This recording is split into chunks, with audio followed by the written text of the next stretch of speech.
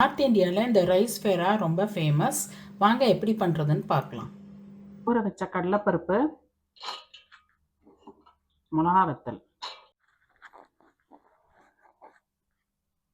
ஜீரகம், மிளகு,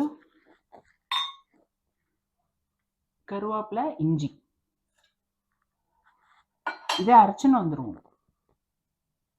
தேவையான அளவு உப்பு, பெருங்காயம், கொத்தமல்லி தழை.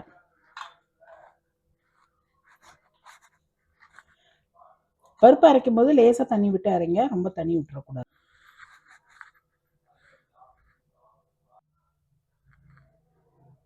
ஒரு பேசனில் அரிசி மாவு போட்டு தேவையான அளவு உப்பு,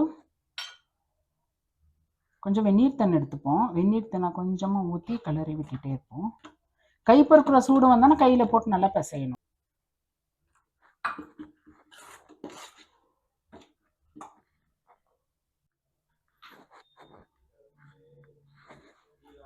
இப்படி பிசைஞ்சு எடுத்துக்கணும் மாவை.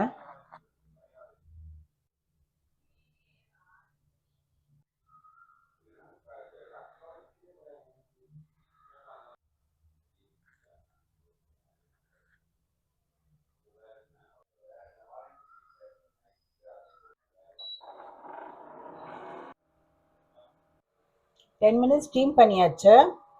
இப்போ பாப்பா இப்படி இருக்கு.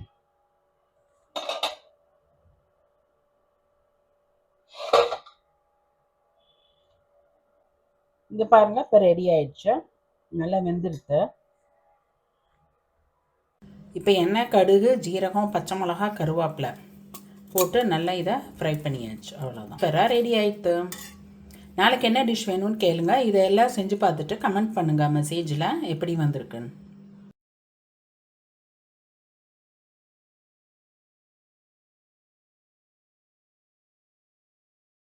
இப்போ ரைஸ் ஃபேரா ரெடி ஆகிடுது. இதை தக்காளி சட்னி இல்லைன்னா டொமேட்டோ கெச்சப்போட சாப்பிட்லாம். ரொம்ப டேஸ்டியாக இருக்கும். எல்லோரும் பண்ணி பார்த்துட்டு சொல்லுங்கள் எப்படி இருக்குது என்னன்னு கமெண்ட்ஸ் சொல்லுங்கள்.